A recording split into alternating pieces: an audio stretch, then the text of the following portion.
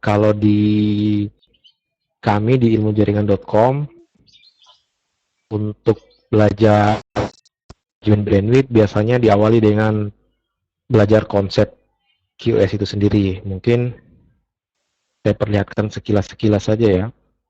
Contoh, kita harus mengerti apa yang namanya Vivo. Seperti ini Vivo ya. Ini paket nomor 1 yang duluan masuk, paket itu pula yang duluan keluar. Itu Vivo. Terus ada namanya priority queue ya. Paket dengan priority tertinggi itu yang duluan dikeluarkan.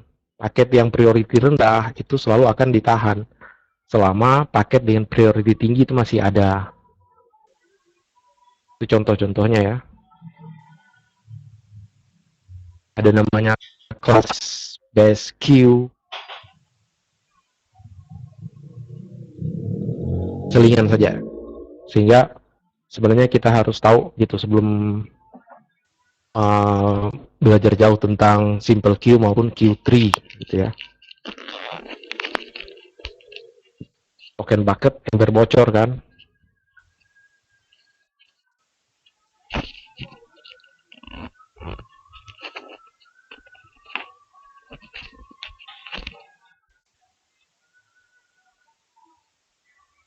Adalah token bucket.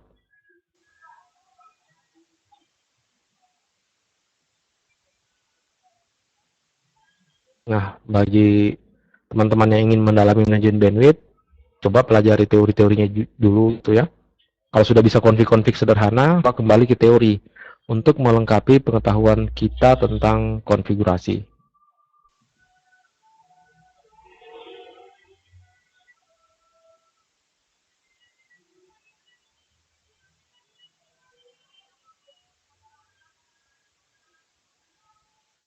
Ada paket flow diagram juga. Di web ilmu jaringan nggak ada, nggak sedetail ini ya. Di web ilmu jaringan itu kebanyakan sih tutorial. Kalau yang seperti ini ada di buku ya, di buku ini materi ada di buku Mikrotik Kungfu Kitab 3. Cara membaca flow diagram, paket diagram ya. Seperti ini.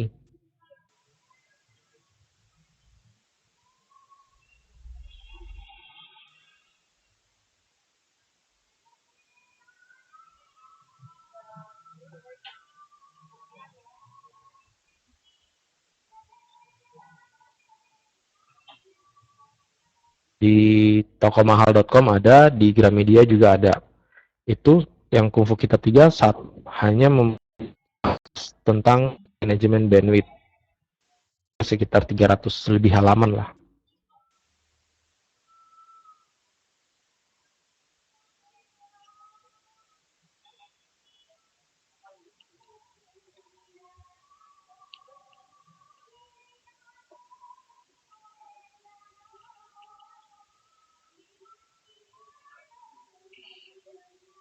Ya, Kungfu 3. Mikrotik Kungfu Kitab 3.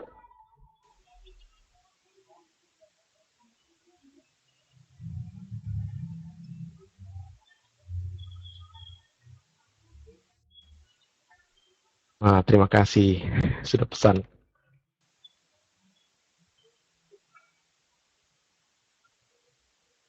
Semoga bisa bermanfaat ya.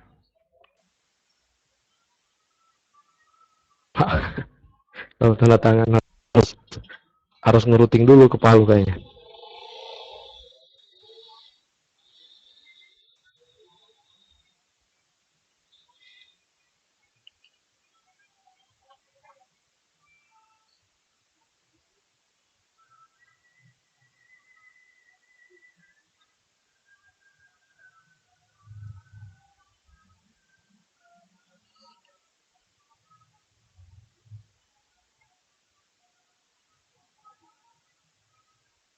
Pesan bukunya bisa ke tokomahal.com ya. Itu toko penerbitnya. Ya, itu sama dengan jasa kom punya ya, jasa kom. Kalau ke toko Gramedia juga ada. Ya. Toko buku yang lain ada ya. Kalau di Bali kan ada baliwai.com ya. Itu juga bisa. Buka buku kita.com juga ada.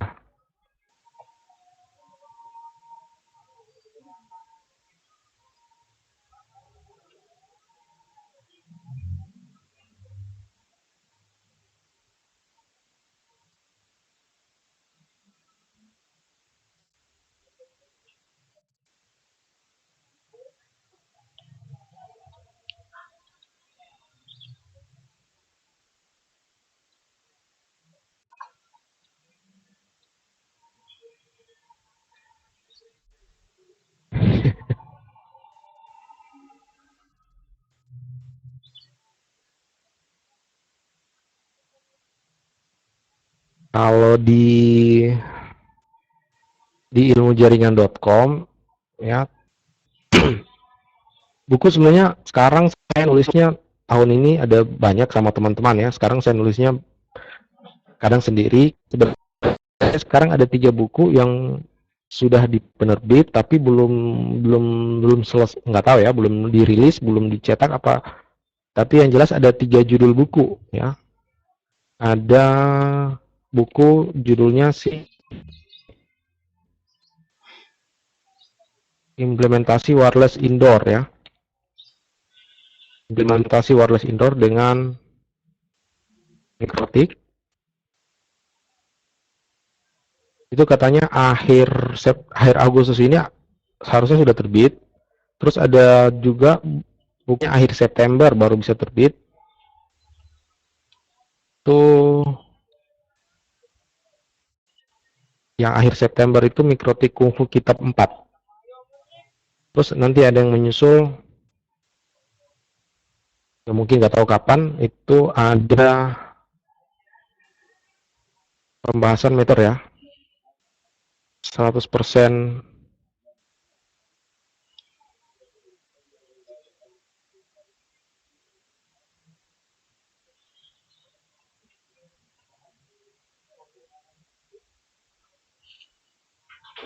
Nah, sudah ada apa belum ya?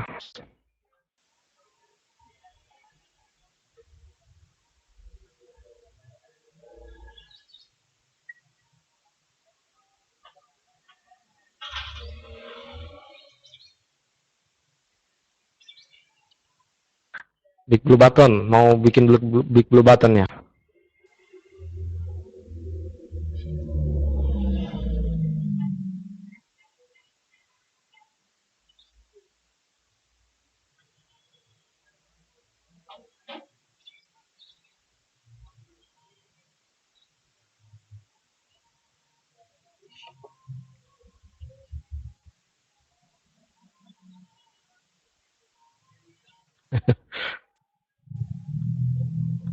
Kalau kalau mau yang apa ya, di training sama nulis buku ada kelebihan kekurangan ya.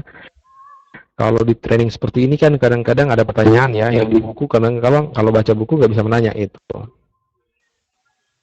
Ya, kadang juga di buku ada yang nggak ada di training, ada di buku gitu. Jadi sebenarnya nyampur-nyampur ya. Kalau misalnya ya yang di buku, ya di sini kan bisa nanya kan, saling melengkapi gitu sebenarnya. Kalau acara seperti ini, jujur sih sudah dari tahun 2012 saya sering melakukan ini. Cuman nggak pernah promosi posting di grup-grup lain, nggak pernah. Paling teman-teman dekat saja gitu. Ya, kemarin server nggak kuat, ya kan, server nggak kuat. Terus juga kemarin koneksi koneksi saya di rumah nggak bagus. Nah, jadi agak sulit kalau mau conference seperti ini, mau online training seperti ini, harus ke kantor dulu gitu ya. Nah, sekarang di rumah ada koneksi yang lumayan bagus. Jadi untuk acara-acara seperti ini pasti sering-sering gitu. Tahun 2012 kemarin sering seperti ini. Pakai siapa di rumah nanti promo lagi. 100% fiber tapi masih tembaga.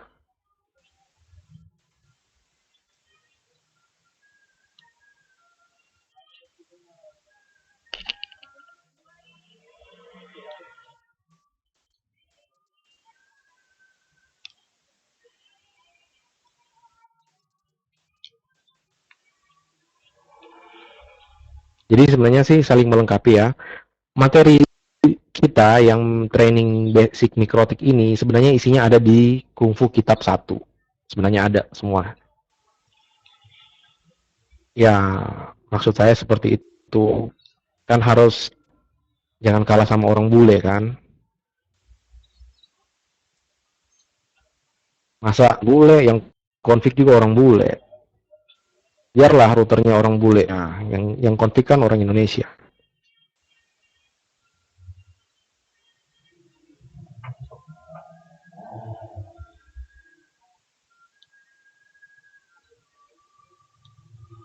Oh iya, harusnya kan kita yang bisa kan. Syukur-syukur sih bisa di router. Kalau mau eh, kemarin sih nulis buku itu sebenarnya awalnya mau bikin router, tapi kayaknya berat gitu. Kumpul-kumpul sama teman-teman bikin router enggak? Bikin router enggak? Masa routernya dari luar? Coba bikin router sendiri gitu. Tapi kayaknya berat gitu ya. Karena harus punya orang programming sama orang elektronika.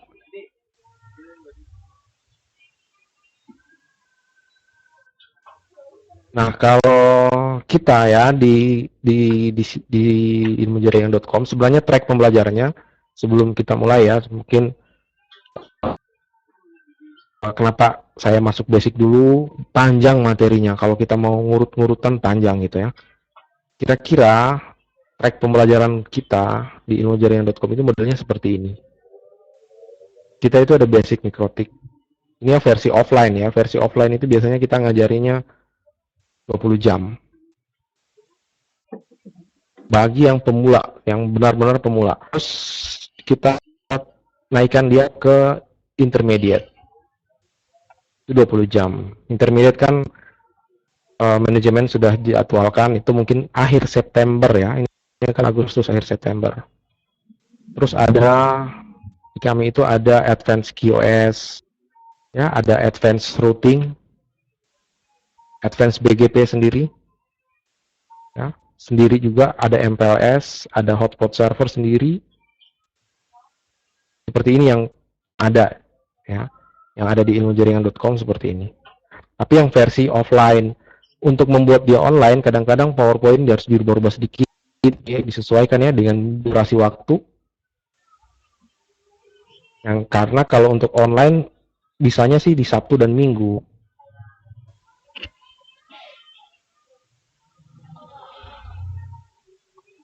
Lokasi di Palu.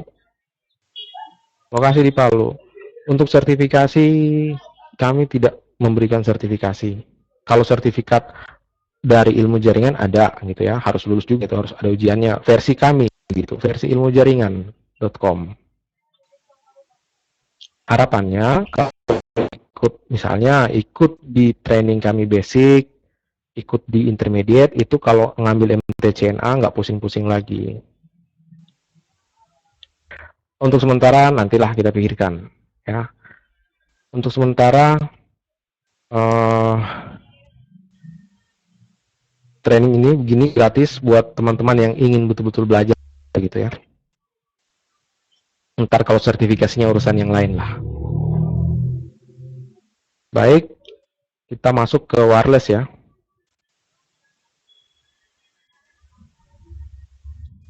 Wireless juga yang ini dasar ya, sangat-sangat dasar karena nanti perkembangannya kalau misalnya di advance di intermediate ada ya, di advance juga ada, tapi yang ini dasar dulu wireless LAN ya. Teorinya juga mungkin sedikit ya, konfigurasinya juga mungkin sederhana.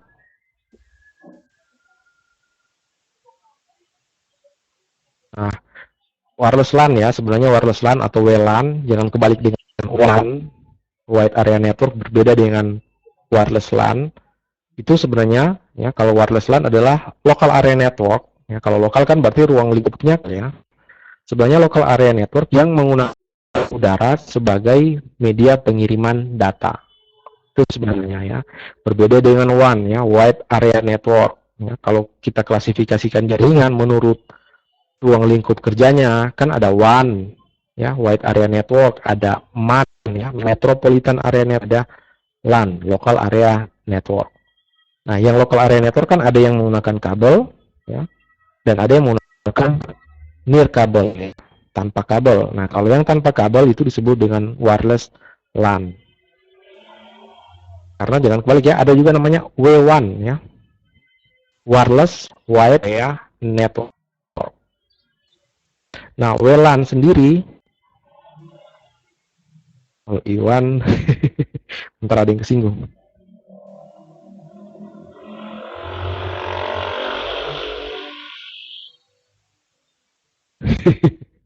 Kalau WLAN sendiri kalau kita buat, sebenarnya dasar teorinya ada dua. Ada yang mode ad hoc, ada yang mode infrastruktur ya. Yang mode ad hoc itu tidak membutuhkan access point. Nah, yang satunya yang infrastruktur mode itu membutuhkan access point. Nah, access point di sini bukan diartikan sebagai alat yang jadi access point ya, tapi fungsi dari peralatan tersebut. Karena kalau kita mempelajari ya, mempelajari teori wireless, access point itu sebenarnya adalah alat ya, alat yang mengatur komunikasi atau pengaturan komunikasi antara klien wireless. Nah, kalau misalnya kita pelajari wireless, di wireless itu ada istilah reservasi channel. Ya, reservasi channel itu artinya kalau ada laptop atau ada smartphone yang menggunakan wireless ya, WiFi, LAN ya, ingin mengirimkan data, itu harus ajukan permintaan peminjaman channel atau peminjaman frekuensi ke access point. Ya, access point itu yang akan ngatur. Anda yang boleh kirim data, Anda jangan ya, Anda kirim data, Anda yang jangan dulu ya. Itulah fungsi sebenarnya access point. Mengatur siapa yang boleh mengirimkan data dan siapa yang tidak boleh mengirimkan data. Karena dengan wireless itu berlaku komunikasi namanya half duplex ya. Di wireless itu namanya half duplex. Itu artinya dalam suatu saat hanya ada boleh satu perangkat klien yang mengirimkan data. Itu pun kalau dia lagi ngupload, dia nggak download. Ya, downloadnya mati gitu. Kalau dia lagi download, uploadnya mati. Kalau sebuah laptop lagi download, laptop yang lain tidak boleh bikin apa-apa. Karena dalam satu kesempatan, suatu waktu, hanya ada boleh satu perangkat yang bisa melakukan komunikasi. Dan yang mengatur siapa yang berhak melakukan komunikasi itu access point. Itu sebanyak fungsi dari access point. Laptop A silakan kirim data, laptop B dan laptop C jangan dulu ya, Anda tunggu sebentar. Setelah laptop A selesai kirim data, barulah laptop B. Silakan ya laptop B sama laptop C kirim data. Itulah fungsi dari access point. Nah, ada jaringan yang namanya ad hoc. Arti di jaringan yang ad hoc tidak ada satu perangkat pun yang mengatur siapa yang boleh berbicara gitu. Kasarnya kalau kita lihat dalam ruangan rapat yang ad hoc mode itu adalah orang rapat nggak punya moderator.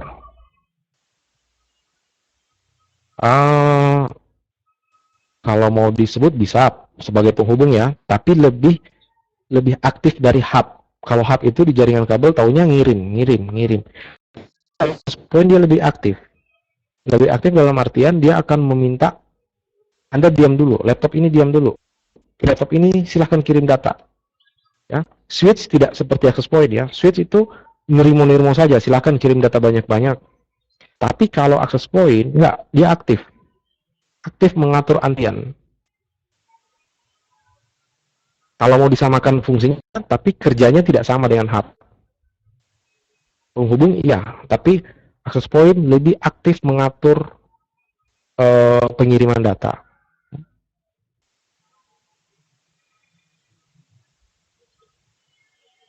Nah, dalam mode infrastruktur, berarti perangkat wireless itu ada yang menjadi access point, yang ngatur pengiriman data, dan ada yang ya tugasnya nyari-nyari koneksi, nyari-nyari data ya. Itu yang wireless client atau biasanya disebut dengan station. Sini disebut dengan STA. Nah, perangkat-perangkat wireless lain itu ada bridge ya, ada repeater, nanti ada antena, dan mungkin kita bahas yang bridge, repeater, antena itu nanti di intermediate ya, di intermediate. Nah,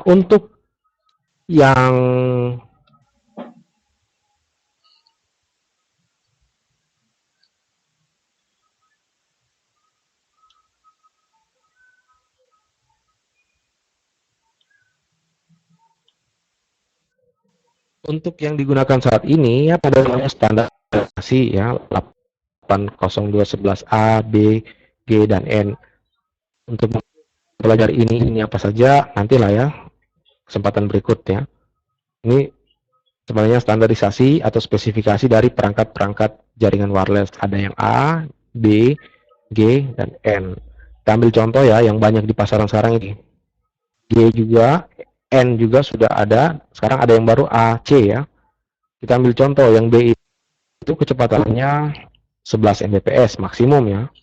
G 54 Mbps. N saya lupa ya, di atas 100 kan, nggak salah. 300 sekian.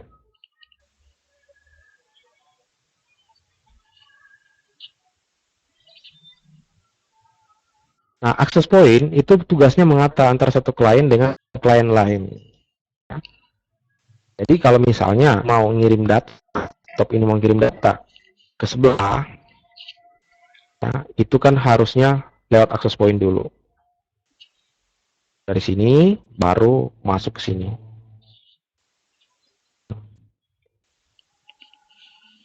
Nah, begitupun kalau ini laptop ini ingin ke internet ya, dia harus lewat access point.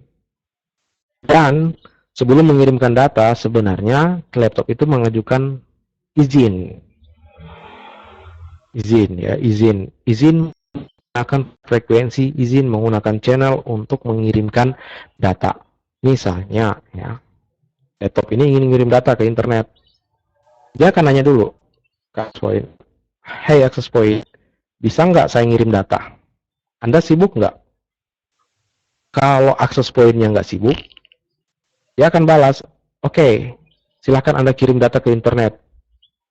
Nah, jika klien ini sudah diberikan izin ke internet, ya, si access point ini juga memberitahu nih, laptop yang dibawa, Anda diam dulu ya, ini laptop di atas mau kirim data, jangan kirim data, Anda diam dulu, Anda tunggu sebentar.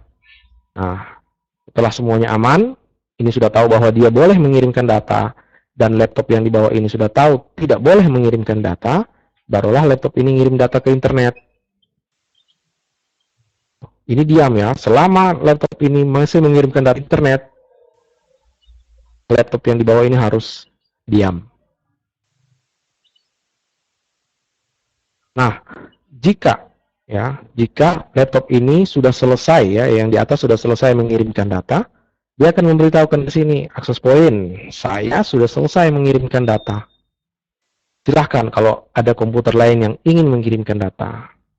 Nah, pada saat yang lain, ya, laptop ini yang di bawah mulai mengajukan perminjauan lagi ya.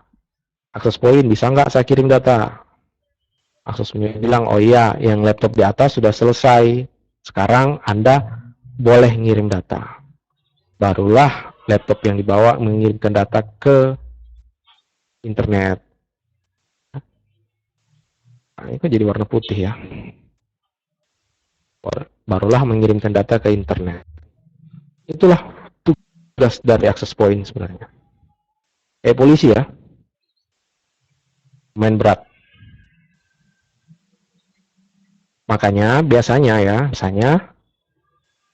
kita kalau di jaringan wireless itu semakin banyak klien, misalnya di sini ada klien lagi, ada klien 3, klien 4. Jika klien 1 yang di atas ini ingin melakukan pengiriman, ya, dia akan minta izin. Access point, bisa nggak saya kirim data? Pada saat access point itu bilang bisa, dia akan ngirim balik, oke, bisa, dan akan memberitahukan ke sini Anda diam dulu, Anda diam dulu. Nah, semakin banyak akses point, semakin banyak kliennya, antriannya kan semakin panjang ya. Dibayangkan 3 orang nunggu. 3 orang nunggu untuk selesai satu ini. Nanti setelah selesai ini baru laptop yang ini. Yang lainnya nunggu lagi. Nunggu lagi. Nah, satu akses point beroptimal klien kadang-kadang tergantung speknya, tergantung prosesornya seberapa besar dia bisa menahan antrian. Ya. Ada yang nulis, ada perangkat yang nulis ya 20 klien maksimal, recommended, ada recommended 25, 30. Gitu, makanya coba perhatikan semakin banyak klien yang connect ke satu akses point itu semakin lambat terasa. Karena antrian. Half duplex namanya.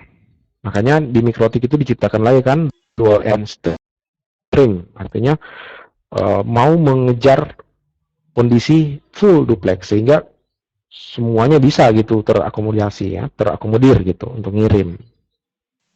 Baik, sampai di sini ada dulu yang ingin tanyakan sedikit teori tentang wireless ya. Sehingga kita tahu masang wireless juga lihat-lihat kira maksimal klien yang akan terhubung ke situ.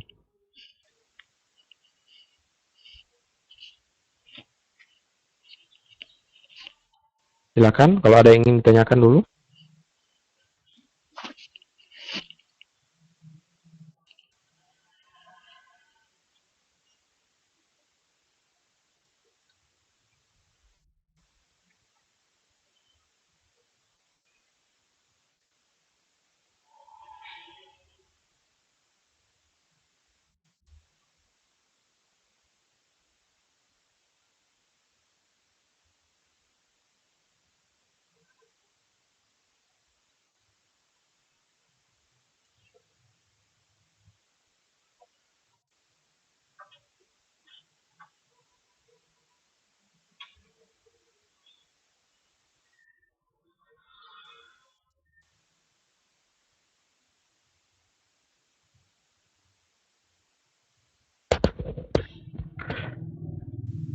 Baik, yang half duplex itu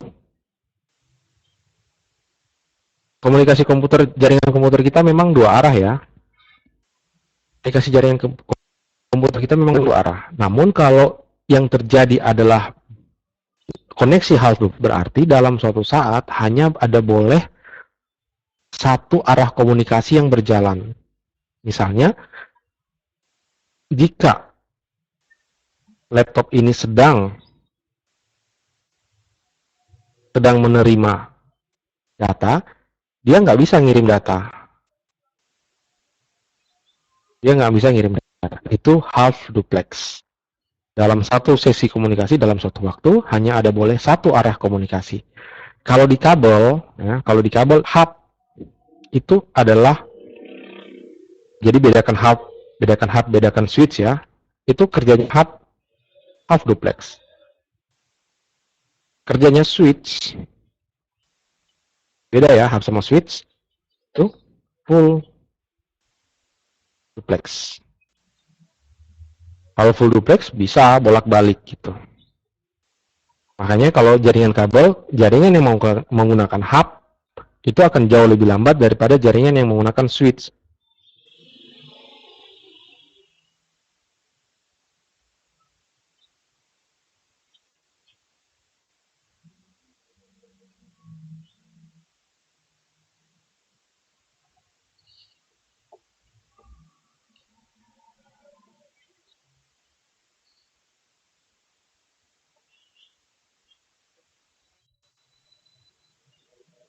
Bentar ya.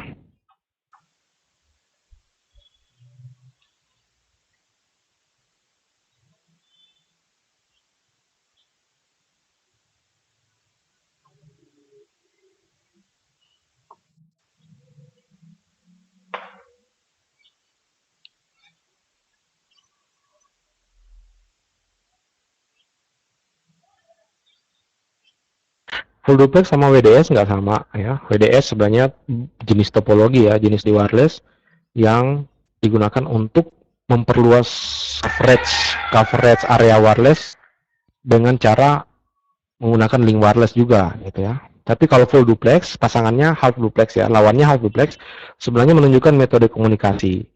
Dan metode komunikasi di jaringan wireless, ya, wireless LAN itu adalah half duplex. Kalau bisa lihat sharing data, sharing desk saya, LAN card kita pun itu bisa dikonfigurasi ya. Dikonfigurasi itu bisa half, bisa full, ya. Ada half duplex, ada full duplex. Itu perangkat di komputer kita.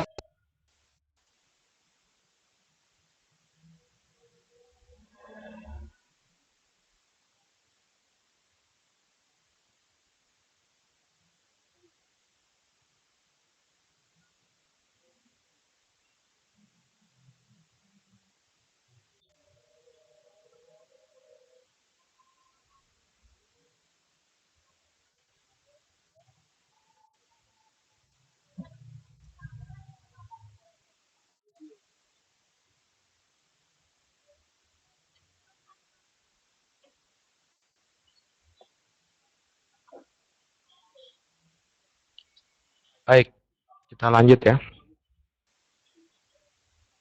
Nah, untuk konfigurasi dasar ya, sederhana. Kalau untuk buat hotspot sederhana, kita paling hidupkan modenya ya, kode apa. Ini hampir di semua perangkat punya konfigurasi atau parameter seperti ini. Mungkin bahasanya beda ya. Bahasanya di perangkat wireless yang lain mungkin berbeda. Kalau di Mikrotik biasanya dinyatakan dengan mode. Modenya apa? Apakah perangkat yang menjadikan access point atau mau dijadikan station ya. Terus band itu menunjukkan atau parameter yang ditujukan untuk kita punya perangkat wireless ini mau jalan dengan standarisasi apa, mau BK, G atau N atau keseluruhan BGN gitu ya. Ini nanti berkaitan dengan perangkat kliennya ya. Dengan perangkat klien. Kalau misalnya ya, misalnya kita buat access point ya, terus kita pasangnya yang N doang karena maunya yang canggih kan, kita konfigurasi access point kita ya, dengan mode dengan band 802.11 bagi laptop yang jadul. Kalau laptop saya masih jadul, masih spesifikasi mesinnya G, itu nggak akan bisa terhubung ke access point ini karena yang spesifikasi N adalah spesifikasi yang lebih baru daripada yang G. Jadi laptop yang hanya sanggup di G nggak akan bisa connect gitu. Hati-hati ya. Nah, sini terus yang ketiga kita harus pilih channel atau frekuensi. Kita bisa menentukan namanya ini barang wireless tidak menggunakan kabel, berarti dia menggunakan gelombang radio ya, menggunakan radio frekuensi. Sama kayak pemancar-pemancar radio harus ditentukan di frekuensi. Access point tersebut akan memancarkan signal. Biasanya kita sebut dengan channel kan. Terus ada SSID ya, Service Set Identifier, menentukan nama jaringan wireless yang akan dibangun. Karena kalau jaringan wireless kan nggak kelihatan. Bagaimana caranya mau connect? Tentu kita biasanya kan buka laptop, cari-cari nama jaringannya. Nama jaringan itulah yang di set dengan parameter SSID. Misalnya hotspot kami, hotspot kita gitu ya. Itu pakai SSID parameternya gitu.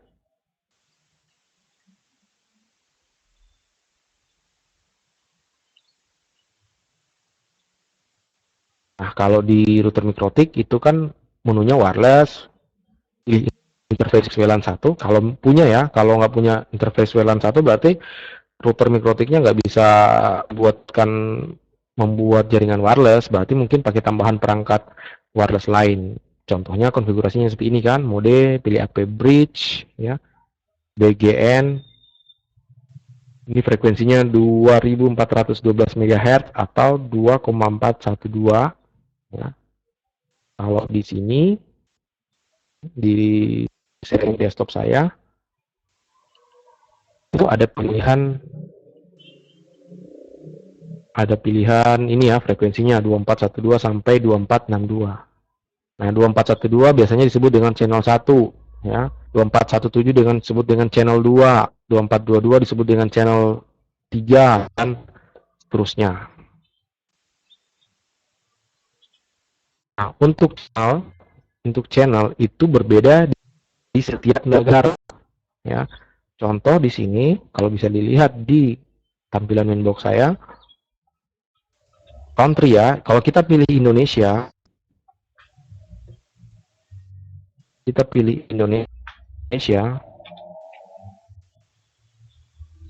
itu sampai di 2472. Apa channel ini ya? 1, 2, 3, 4, 5, 6, 7, 8, 9, 10, 11, 12, 13 channel.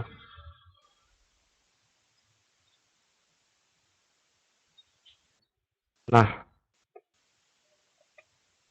channel, rekomendasi channelnya berapa, hitung nanti dengan site survei. Channel bebas, kita punya dan ini ya, 13 channel, tapi channel mana yang kita gunakan sebenarnya kan bebas, tapi kita harus lihat di sekeliling kita, adakah akses point lain, adakah hotline, sehingga jangan frekuensinya sama, jangan tabrakan. Tapi kalau frekuensi sama, tabrakan, nanti interferensi, putus-putus, bandwidthnya jatuh, kayak gitu. Ya. Nah, router mikrotik, ya, router mikrotik itu bisa sebagai access point mancar, ya. Bisa juga sebagai client untuk lengkap, tergantung kan modenya apa gitu ya. Modenya apa. Kalaupun menggunakan jauh, mungkin harus nambah antena ya. Channel width itu lebar channel ya. Sebentar kita lihat ya, lebar channel ada gambarnya. Tapi pengaruh-pengaruhnya, saya berapa kali rubah lebar channel, saya belum dapat pengaruh yang dalam gitu. Nanti kita lihat ada slide yang menunjukkan bagaimana sih posisi channel itu. Kan, terus itu lebarnya, kiri dan kanan gitu ya. Nah, kalau kondisi seperti ini ya, saya agak heran gitu ya. Kok di lapangan itu yang menang Ubiquiti ya, kita tahu ya, yang menang itu Ubiquiti ya. Kok router mikrotik, kalau di kota saya router mikrotik sepertinya tidak berkutik untuk ya. Saya nggak tahu apakah masalah cardnya, saya belum lakukan melakukan implementasi di lapangan yang lebih dalam. Ya. Cuman untuk topologi begini, seperti ini, kalau kita turun ke lapangan, sepertinya jarang mikrotik yang berfungsi seperti ini. Selalunya kalah dengan produk sebelah BNT ya. Itu yang di lapangan yang saya temui gitu. Saya juga beberapa saat yang lalu lakukan implementasi, masang mikrotik hanya kurang bagus, akhirnya tukar. Ya.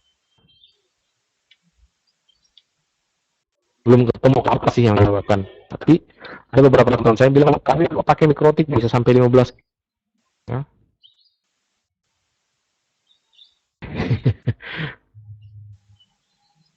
Nah, kalau router kita tidak punya akses point, berarti kita bisa tambahkan begini. Mau pakai tempeling juga bisa, pakai Ubiquiti contohnya seperti ini ya. Misalnya router mikrotik kita itu tidak punya wireless, tinggal di tambahkan saja akses point di luar. Nah, untuk menambahkan seperti ini, nanti kadang-kadang kita bingung di sini ini modelnya seperti apa, karena alat-alat seperti ini bisa menjadi router ya, bisa menjadi router dan bisa menjadi bridge. Itu mungkin kita harus bedakan lagi mana routing, mana bridge ya. Kalau routing berarti ada IP-IP yang baru yang tercipta di sini. Ya. Dan kalau di berarti IP-nya mungkin seragam. Nanti ada slide-nya selanjutnya ya. Contoh implementasi seperti ini sederhana ya. Jaringan yang kita ngulik-ngulik dari kemarin kan jaringan yang kabel ya, di Ether 2 1/24 ya, 1.2 dan selanjutnya. Terus ada tambahan lagi untuk wireless ini di WLAN 192.168.2.1/24 untuk yang wireless. Contoh seperti ini, cara konfigurasinya sederhana. Dasar ya, kita yang dasar, pasang modenya, bandnya, frekuensinya berapa, SSID-nya berapa. Terus jangan lupakan bahwa interface ini juga butuh IP address, jadi di sini dipasangkan lagi IP address untuk si interface WLAN 1. Ini kelihatan ya, 192.168.2.1.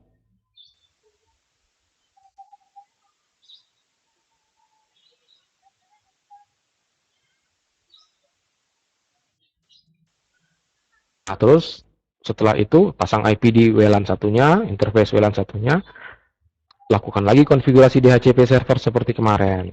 Ya, yang dasar ya, lakukan konfigurasi DHCP server seperti kemarin. Jadi yang kemarin Ether 2 sudah ada, ya, Ether 2 sudah punya DHCP server, ini tambahkan lagi yang buat WLAN 1. Sehingga smart laptop yang connect IP otomatis. Ya. Konfigurasi DHCP server, sama kemarin nanti hasilnya seperti ini kan, punya 2 DHCP server yang jalan, satu di Ether 2 dan satunya di WLAN 1. Nah, kalau kita mau uji, yang ujinya paling awal, wireless client itu connect apa enggak, R. Kalau belum ada label R, itu artinya belum ada client, wireless client yang connect, berarti belum ada smartphone, belum ada laptop yang terhubung ke access point kita, ke interface WLAN 1 kita. Mungkin ada persoalan lain gitu ya. Tapi kalau dia sudah ada kode R, itu berarti sudah ada klien yang terhubung ya. Terhubung belum berarti sudah bisa internetan, bisa connect ke jaringan ya. Ini baru running kan interface-nya. Jadi kalau kabel, ibaratkan kabel itu artinya baru dicolok gitu. Baru dicolok. Kalau mau connect kan harus IP-nya juga kan. Kalau connect jaringan itu hardware connect, software juga harus connect kan. Nah, kalau yang R ini berarti baru hardware-nya yang connect, software-nya belum. Software-nya tentu IP address, gateway, DHCP seperti kemarin ya. Pengujian kedua bisa melihat registration table. Registration table bisa melihat berapa klien yang terhubung ke interface WLAN kita. Di sini kelihatan hanya satu ya. Hanya satu perangkat, satu klien wireless yang terhubung ke WLAN kita. Ini ada uptime-nya juga. Berapa lama sudah terhubung gitu.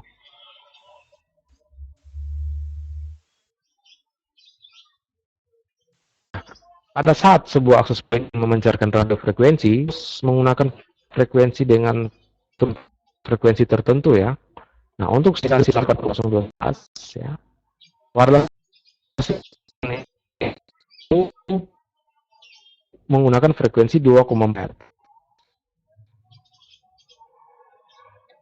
Tentang frekuensi 2,4 GHz itu, berarti kalau dibawa ke megahertz 2000 itu dibagi-bagi lagi menjadi beberapa channel. Nah, dibagi lagi beberapa channel. Ini pembagian channelnya. Sampai channel 14 ya, negara Jepang yang bisa mencapai channel 14. Nah, untuk kita di Indonesia sebenarnya bisa kita pakai hidupkan channel 14-nya, kita gunakan. Tapi handphone, smartphone, laptop yang beredar di pasaran Indonesia itu tidak bisa menangkap frekuensi ini. Sehingga kalau kita buat access point dengan frekuensi channel 14, ada sebagian laptop atau ada sebagian smartphone yang nantinya tidak bisa mendeteksi kehadiran hotspot kita. Nggak connect jadinya. Karena dia nggak bisa lihat access point kita itu sebenarnya memancarkan frekuensi memancarkan signal itu 82. Karena alat-alat yang beredar di Indonesia, ya, laptop, tab, ya itu sudah didesain untuk bekerja sampai channel 13.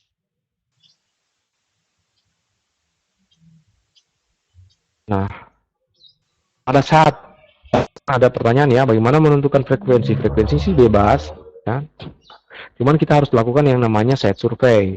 Site survey ini melihat di suatu lokasi, adakah frekuensi yang lain? Ingat, frekuensi 2,4 GHz itu tipenya digunakan oleh wireless.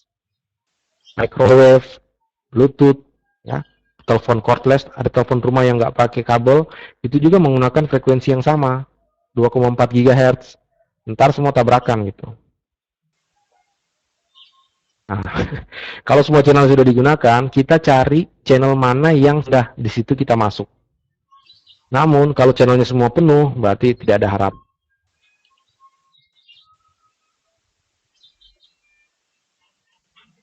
Itu salah satu keterbatasan di 2,4 GHz ya. Nah, melihat apakah ada satu akses point di sekitar di tempat itu. Bila ternyata terdapat akses point, kita harus cari tahu ya frekuensi berapa oleh perangkat tersebut. Jadi kita harus selidiki ya. Kalau saya biasanya menggunakan bisa ya di handphone ini Android WiFi Analyzer. Contoh modelnya begini. Bisa net tumbler ya, net, bisa ada view juga, mungkin juga Mas Tristan itu pakai insider bisa juga, terserah ya. Yang penting bisa melihat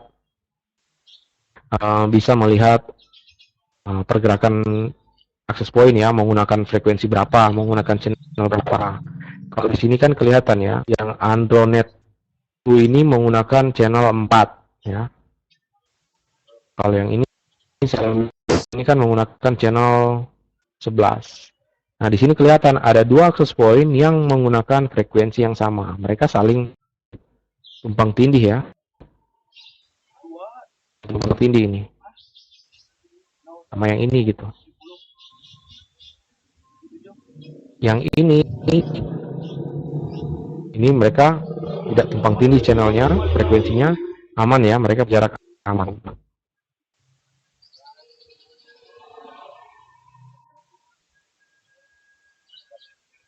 Nah, sebaiknya kalau kita konfigurasikan akses point, kita pakai aturan plus minus 5. Kalau tetangganya kita pakai channel 6, hindari, silakan Mas Bayu, hindari channel yang dekat-dekat itu, kita pakai channel 1 di sini.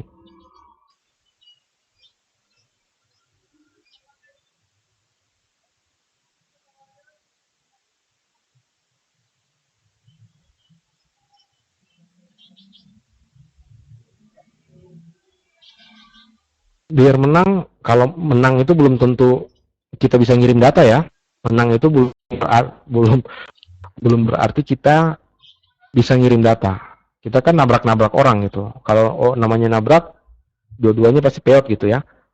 Menang, kita tinggikan powernya.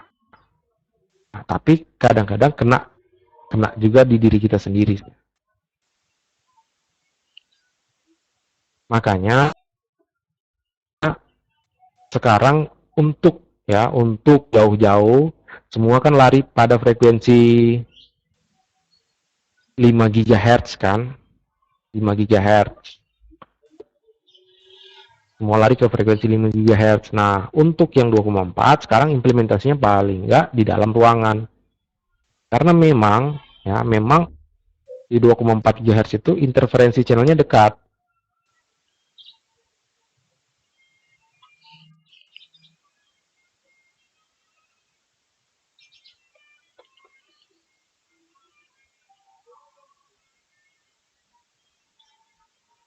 Nah, kalau bikin outdoor kan ada namanya ada namanya flash zone kan, hati-hati dengan fresnel zone.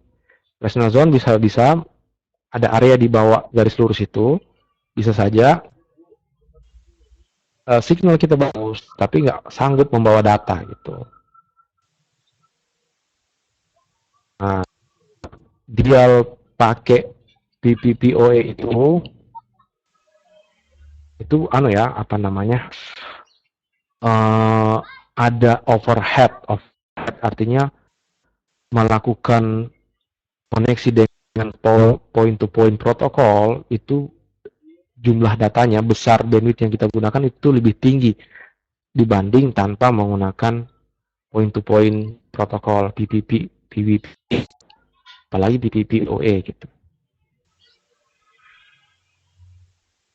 2,4 dulu saya tahun tahun 2006 pakai Linksys 2,4 antena grid jarak 15 kilo itu tembus loh. Sekarang nggak bisa interferensi. Terus Fresnel zone banyak bangunan tinggi ya sekarang.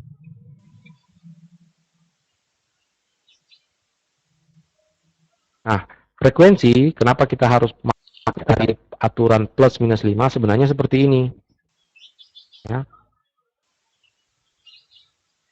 Kan ada aturan begini, frekuensi mancar. Misalnya ada akses point mancar di channel 1. Sebenarnya itu ada lebar frekuensi. Ya, lebar frekuensi ke kiri dan ke kanan.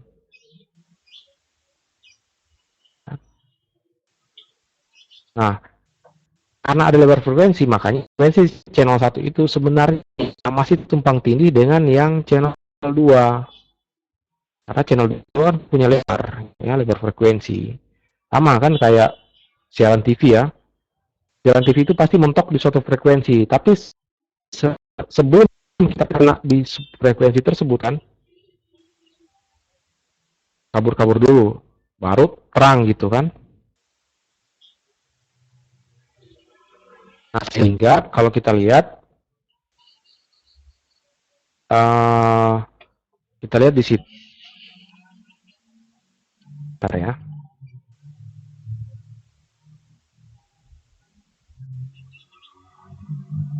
Kalau kita lihat di sini, kita harus, kalau ada akses point yang menggunakan channel 1, untuk amannya, kita akan harusnya lari di channel 6.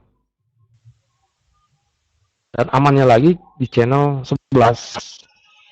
Beruntunglah orang di Jepang masih bisa dapat channel 14.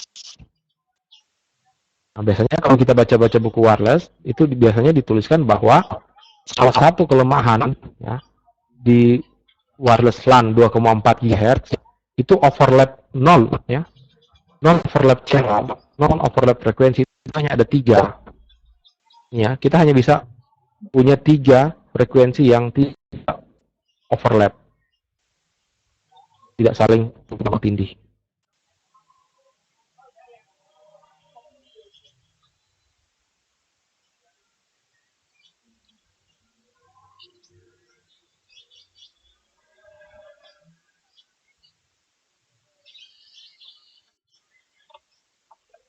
Oke, nah ada lebar ya, ada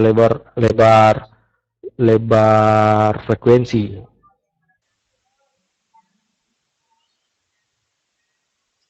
Baik, sampai di sini dulu ada.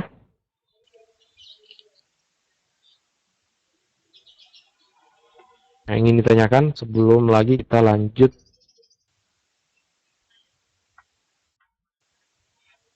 Kalau security key-nya sudah ya, pasang key-nya gitu ya. Ini pasang key-nya, kalau memang pasang key, kita belajar lagi enkripsi ya, ada web Wi-Fi protected access, ada TKIP macam ya.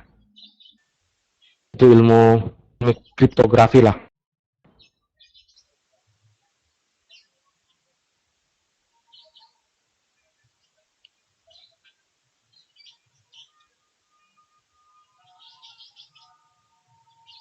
Nah,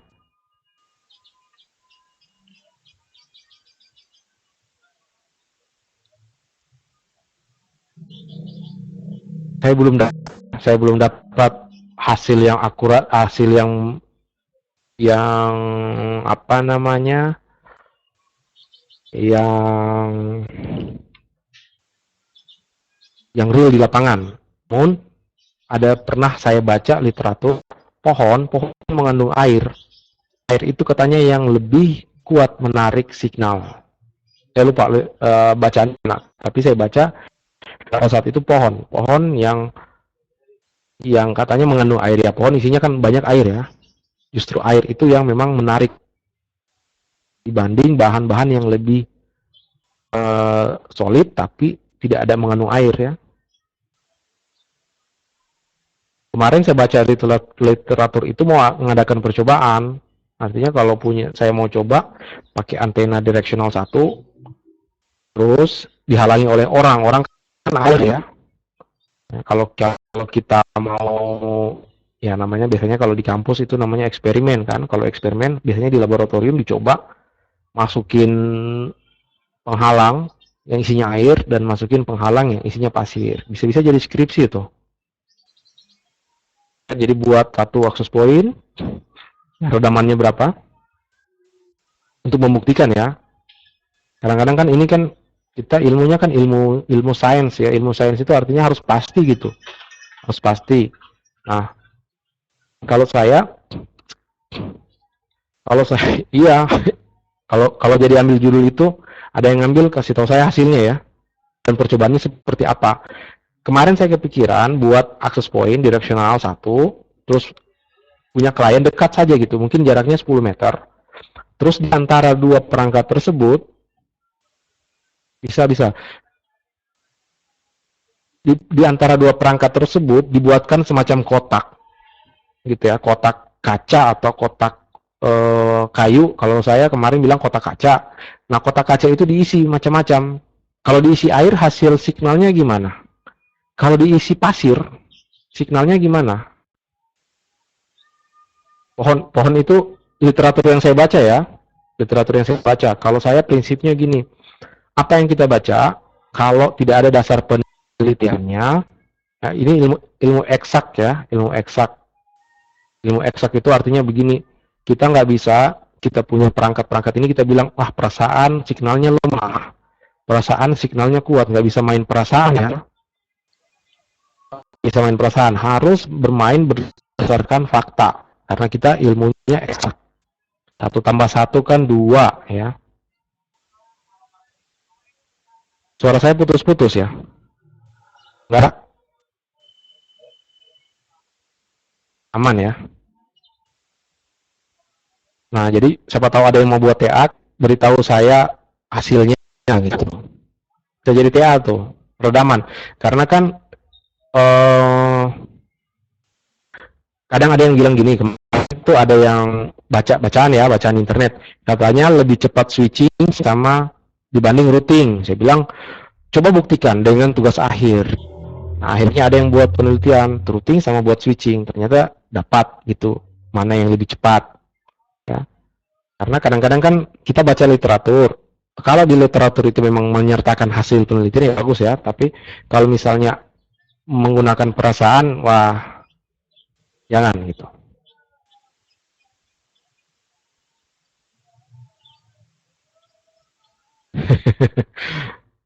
Kalau putus-putus, log out, join lagi kalau nggak salah.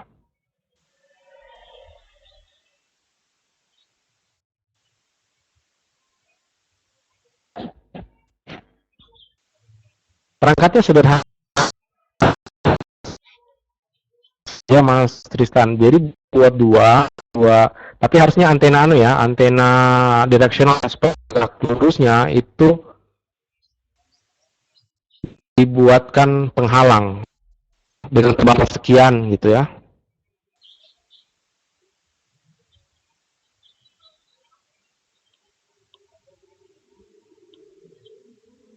Putus-putus ya.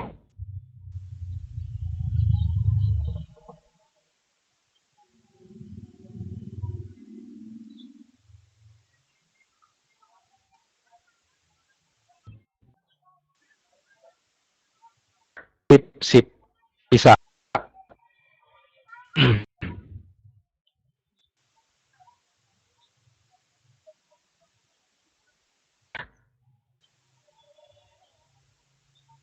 Nah, dapat kan judulnya. Jadi mencari tahu seberapa besar sih antara redaman yang solid sama redaman yang basah. Baca Bu, pohon ya, katanya pohon. Karena pohon mengandung air.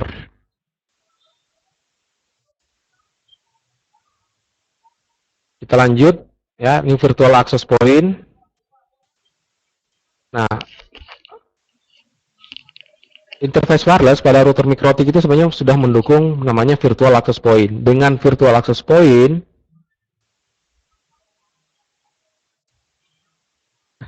ada yang download antrian kayaknya. Berarti jaringannya half duplex dong.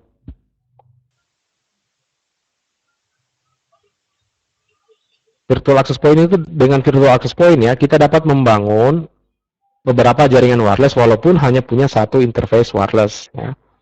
Jaringan wireless yang diaktifkan pada virtual access point itu bisa SSID-nya bisa alokasi IP address-nya juga bisa berbeda. Nah, kalau kita hotspot server juga itu juga bisa beda gitu ya. Bisa berbeda. Jadi mungkin SSID yang A menggunakan hotspot login, yang B menggunakan hotspot login. Bisa seperti itu.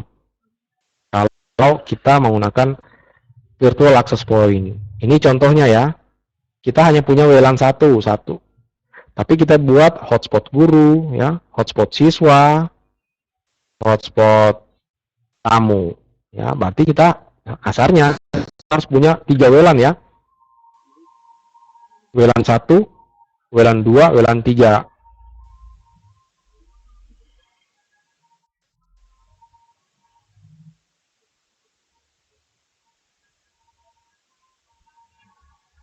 Bentar ya, saya coba baca pertanyaannya baru saya jawab gitu ya. Nah, dengan ini kita lihat ya, WLAN 1-nya beda, 2.1/24, yang WLAN 2 3.1/24, yang WLAN 3 itu 4.1/24. IP-nya beda. Bisa saja ini pakai hotspot login. Ya, ini hotspot login. Ini nggak perlu pakai hotspot login. Bisa modelnya kita buat seperti ini dengan fitur virtual access point.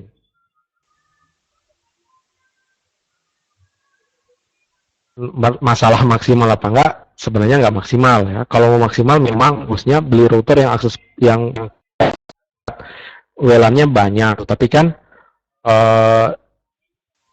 hitung-hitung ya antara budget dan kebutuhan. Misalnya usernya sedikit, nggak banyak-banyak sekali gitu. Terus kita pakai perangkat wireless dengan banyak fisiknya ya, nggak pakai virtual seperti ini, kan rugi ya, sayang ya. Tapi kalau masalah maksimal jelas tidak nggak maksimal karena frekuensinya satu kan, antriannya tambah banyak sebenarnya ya. Ingat eh, yang menggunakan frekuensi ini, gitu. Yang ini kan hanya virtual, yang dua ini ya, ini virtual. Jadi sebenarnya ini satu frekuensi lagi dan satu frekuensi kita ingat yang tadi ya, satu frekuensi akan gantian dipergunakan oleh orang lain, oleh si klien ini akan ganti-gantian. Jadi sebenarnya nggak mahal kalau mau ditanya maksimal. Cuman untuk membedakan SSID, ya benar membedakan SSID, membedakan IP address. Tapi kalau usernya banyak, kita kan numpuk semua kan, usernya banyak. Artinya sebenarnya kita punya alternatif, gitu ya. Alternatif bisa bila mana tiba-tiba harus bangun hotspot, usernya sedikit, tapi dituntut punya 2 SSID juga, ya. Buatlah pakai virtual access point. Agak apa namanya? Kita agak bijak untuk membeli perangkat, ya, membeli perangkat dan mengkonfigurasikan perangkat. Nah, mengaktifkan virtual access point, tinggal masuk di menu interface, tombol add virtual AP, nanti jadinya seperti ini. Ya, WLAN 2 menginduk ke WLAN 1, WLAN 3 juga menginduk ke WLAN 1. WLAN satunya mati, maka mata WLAN 2, WLAN 3. WLAN satunya trafficnya, ya penuh juga WLAN 2, WLAN 3, kan namanya virtual ya.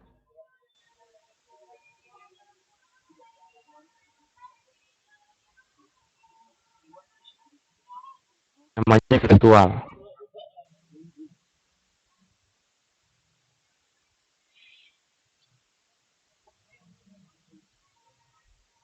Nah, SSID-nya bisa beda kan, seperti ini. Hotspot tamu. Nah, untuk mencegah netcut, default forwardnya hilangkan. Ini ya, hilangkan ini. Tapi resikonya klien tidak akan bisa saling berhubungan. Kalau default forwardnya kita hilangkan, kliennya tidak akan bisa berhubungan gitu.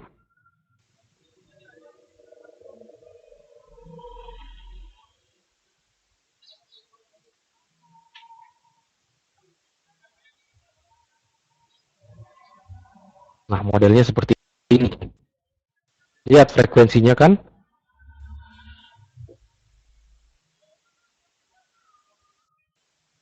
Buat master web servernya jangan bisa kan? Itu antar klien saja yang tidak bisa berhubungan. Untuk ke web server kan ditempatkan di interface Ether, jadi masih bisa sih sebenarnya.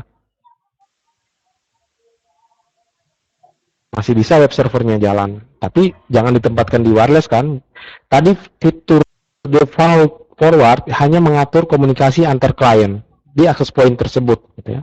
Access point tersebut, komunikasi antar access point tersebut. Nah, kalau kita lihat di sini yang pakai frekuensi kan hanya WLAN satu, yang induknya ya, frekuensinya juga cuma satu, jadi sebenarnya nggak maksimal ya, karena kita lihat bahwa tadi kan ada antrian peminjaman frekuensi, antrian peminjaman channel. Nah, ini channelnya cuma satu.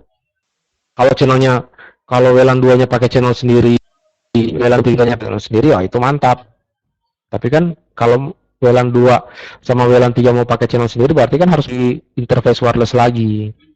Nah, kembali lagi ke budget. Kembali lagi ke budgetnya. Kalau budgetnya cukup, RB493G ya, itu kan sampai harga 2 jutaan kan. Itu WLAN-nya banyak, WLAN 1, WLAN 2, WLAN 3.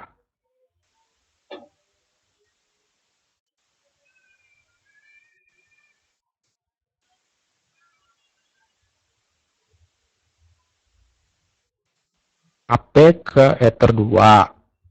Terus pakai web login. Address Ether 3.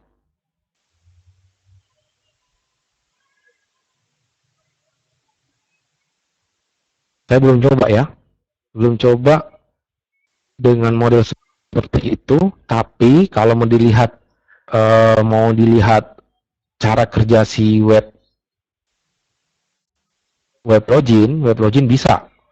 Saya belum pernah coba, tapi kalau mau dilihat cara kerja si web login ya, hotspot server sama si binding, dia kan bikin binding itu bikin NAT ya, bikin NAT itu sepertinya bisa.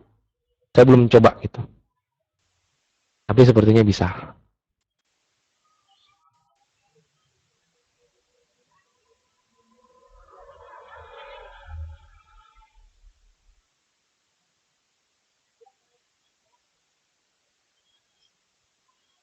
Nah, ini contohnya ya, IP address-nya kan masing-masing ada ya. Nah, bagusnya sih kayak gitu, ada yang coba. Saya kadang-kadang mau nyoba, ada yang nanya via email, via inbox, bisa nggak nyoba ini? Kadang saya buat ya, kadang juga nggak sempat. Lewat ya materinya. Tadi manajemen bandwidth ya. Saya pernah buat manajemen band. Kalau nanyanya tadi ya, kita sedikit kembali. Ada orang pernah nanya ke saya, Mas, bagaimana manajemen bandwidthnya gini? Bisa nggak kalau bandwidth saya masuk 2 mega,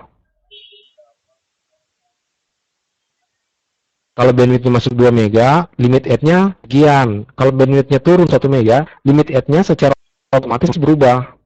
Nah, pada kesempatan itu saya coba bisa, tapi lupa publish-nya.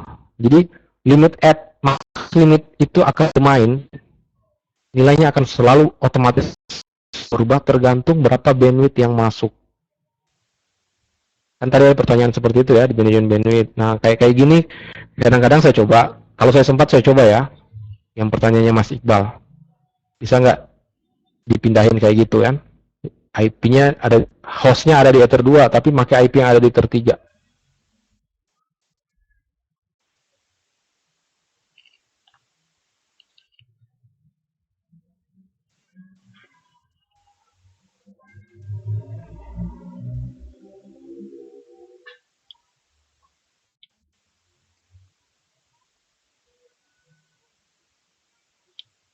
Nah, ini lab-nya.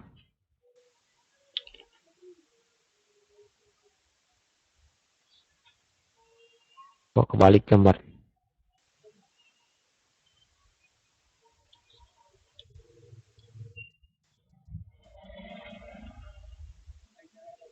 Nah, ini yang kadang-kadang membingungkan kita ya. Kadang-kadang harus, bagi teman-teman yang baru, biasanya harus bedakan mana router, mana bridge ya. Kita lihat dulu yang ini, implementasi wireless router. router mikrotik bisa, namanya perangkat itu adalah wireless router. Router yang dilengkapi dengan interface wireless. Nah, dengan menjadi wireless router, maka sebenarnya router mikrotik itu bisa digunakan untuk menghubungkan client wireless maupun yang kabel, yang wireable ya. Kayak ini ya. Ini kan contoh implementasi yang biasa. Dia punya WLAN juga, bisa menghubungkan yang wireless ke internet. Karena dia router, kita lihat IP-nya beda ya. Namanya router. Di sini 10.20.20.0/24, di sini 10.30.30.0/24. Itu fungsi atau hakikat utama dari router. Ya, hakikat utama dari router, dia akan selalu memecah jaringan menjadi beberapa network address. Itu router gitu.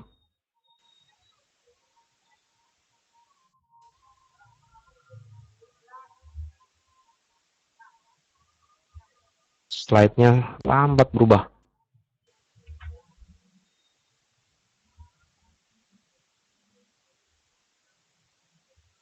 Nah, ini contoh. Saya kembalikan ke yang sederhana. Router mikrotik berfungsi sebagai poin mancar ya.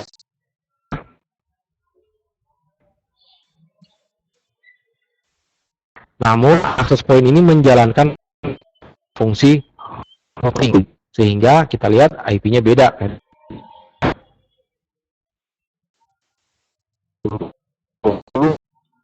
Ini 10.30. Inilah fungsi routing. Nah, dengan fungsi berbeda. Jadi biasanya kalau kita lapangan pasang AP, kadang-kadang saya bilang pasang mode routing, AP-nya pasang dengan mode routing. Nanti ada lawannya dengan mode bridge. Ini menghubungkan kabel sama wireless, namun karena bisa melakukan fungsi bridging, ya, router mikrotik itu bisa jadi access point tanpa routing. Lawannya routing ini bridging ya. Dengan menjalankan fungsi bridging, ya, maka client wireless dan yang kabel itu network address-nya sama. Kita lihat di sini kan 10.20.20 sekian, sini 20.20 sekian, sama ya, 10.20.20 sekian.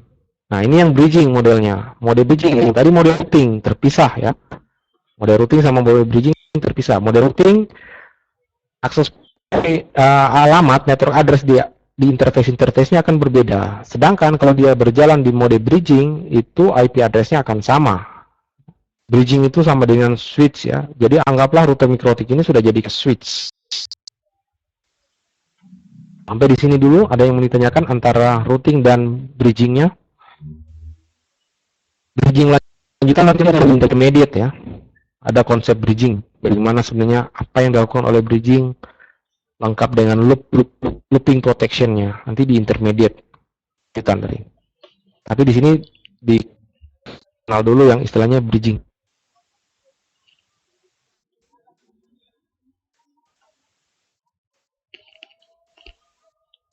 Ada yang ini tanya routing yang tadi. Lanjut ya. Wah, Mas. Semua ini. Nah, kalau yang berarti kita bisa jadi wireless bridge ya. Wireless bridge itu angkat, mancar, ya. Networknya jadi sama. 10-20 sekian.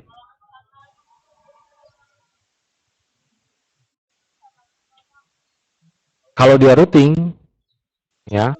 Kalau dia routing, ini berbeda. Kita lihat beda IP-nya ya. Ini beda IP-nya 10-20 sekian, ini 192.168 sekian. Ini routing, berarti kadang-kadang kalau model jaringannya begini ada fungsi routing. Ya, bisa saja di sini ada jaringan baru. Ya, bisa saja juga tidak. Tuh. Di antara sini. Tapi yang jelas kalau kita network yang di sebelah sini berbeda dengan yang di sebelah sini.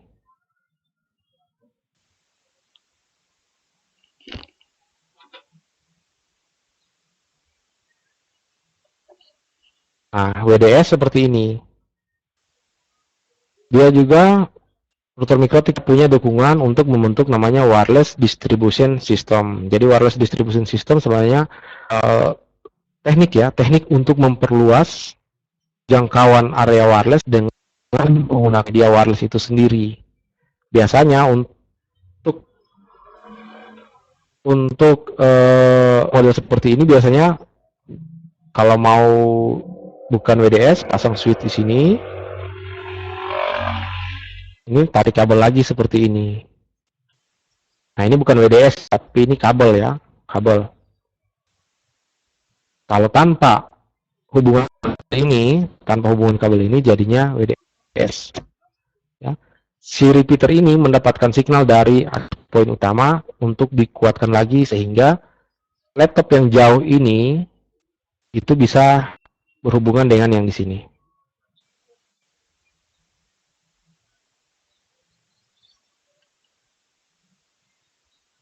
Itu yang WDS. Nanti di WDS intermediate kayaknya nggak ada. Intermediate masih wireless bridging, wireless routing ya, WDS. Baik, kalau nggak ada yang ditanyakan atau ada?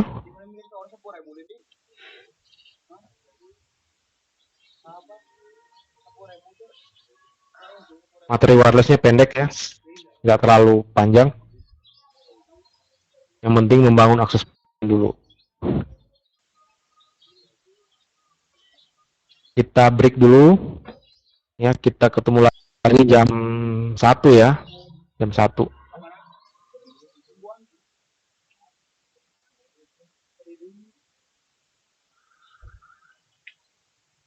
Jam 1. Ya, jam 1. Jam 1 waktu Indonesia Barat.